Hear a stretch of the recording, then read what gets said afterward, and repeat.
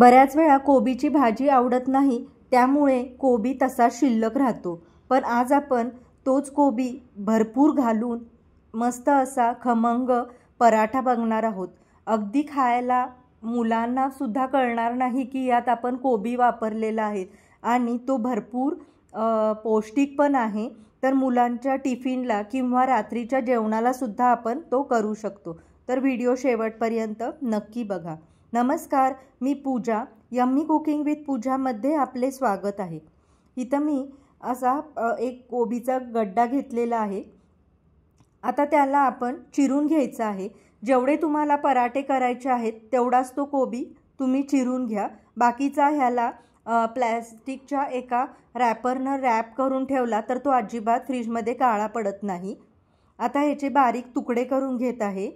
तुम्ही डायरेक्ट खिसणीनं किसून घेतला तरी पण चालेल। आता साधारण मी अर्धा कोबी आहे तो मोठा जाडसर चिरून घेतलेला आहे। आता चॉपरमध्ये हा घालून जेवढा बारीक करता येईल तेवढा बारीक करून घ्यायचा आहे। आता इथं मी चॉपर वापरलेला आहे। जर तुमच्याकडे चॉपर नसेल तर तुम्ही डायरेक्ट हा खिसणीने किसून घेतला तरी पण चालेल। या पद्धतीने इथं मी हा बारीक करून घेतलेला आहे। आता साधारण अर्धा कोबीमध्ये मी 2 वाट्या गव्हाचे पीठ घालत आहे। पाव वाटी बेसन घालायचं आहे। एक हिरवी मिरची आहे ती बारीक चिरून घेतलेली आहे। आलं अर्धा इंच आहे ते खिसून घेतलेलं आहे। आता पाव चमचा हळद घालायची आहे। 1 चमचा लाल तिखट घालायचा आहे। धने जिरे पूड 1 चमचा घातलेली आहे। 1 चमचा ओवा घेतलेला आहे, तो हातावर थोडासा चोळून घालायचा म्हणजे त्याचा स्वाद आहे तो पूर्ण पिठात उतरला जातो। चवीनुसार मीठ घालायचं आहे। हिंग थोडासा घालायचा आहे आणि कोथिंबीर भरपूर घालायची आहे। आता इथं मी पराठे मऊ लुसलुशीत होण्यासाठी एक उकडलेला बटाटा आहे तो खिसून घालत आहे। त्यामुळे पराठ्याला खूप छान अशी चव लागते आणि खूप वेळ तो पराठा आहे तो मऊसूत राहतो।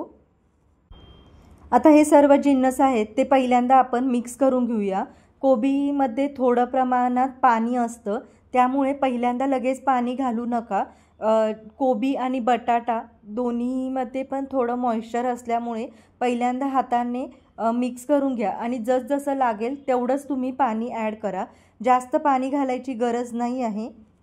अगदी थोड्याच पाण्याचा ह्याच्यात वापर होतो आणि हे पीठ आहे आपल्याला घट्टसरच मळून घ्यायचं आहे, कारण जर थोडा वेळ ठेवलं तर त्या कोबीला पाणी सुटलं जातं आणि त्यामुळे हे पीठ आहे ते पातळ होतं।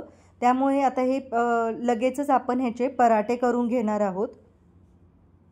आता पीठ मळून झालं की थोडंसं तेलाचा हात लावून हे एकसारखं करून घ्यायचं आणि आता ह्याचे गोळे बनवून घेऊया। साधारण मीडियम साईजचा पराठा आपण बनवणार आहोत। मुलांच्या टिफिनसाठी सुद्धा मस्त असे हे पराठे तयार होतात। आता ह्या गोळ्याला थोडंसं पीठ लावून घेऊया म्हणजे खालती पोळपाटाला पीठ चिकटणार नाही।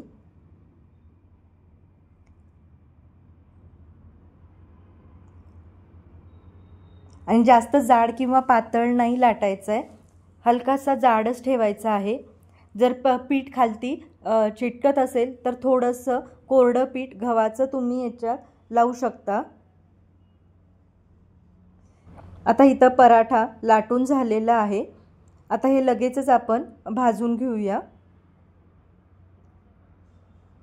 एक साईड हलकीशी भाजल्यानंतर मग ह्याला आपण पलटून घ्यायचं आहे। आता ह्याच्यावरती तुम्ही तेल किंवा तूप काहीही लावू शकता। मी इथं तेल लावत आहे।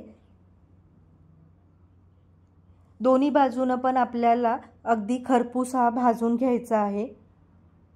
इथं बघू शकता कोबी छान दिसत आहे आणि तेवढाच पोटात सुद्धा तो जाणार आहे।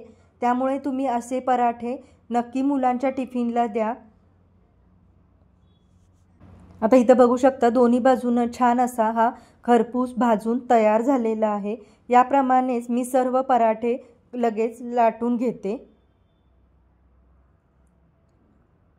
बघा इथं मस्त असे हे सर्व पराठे लाटून तेवढे छान भाजूनही झालेले आहेत। आणि खायलासुद्धा हे तेवढेच चवदार लागतात. त्यामुळे तुम्ही मुलांना नक्की असे पराठे करून खायला घाला. तर आजची रेसिपी कशी वाटली ही नक्की कॉमेंट करून सांगा. आणि जर चॅनलला सबस्क्राईब केलं नसेल तर प्लीज सबस्क्राईब करा. थँक्यू.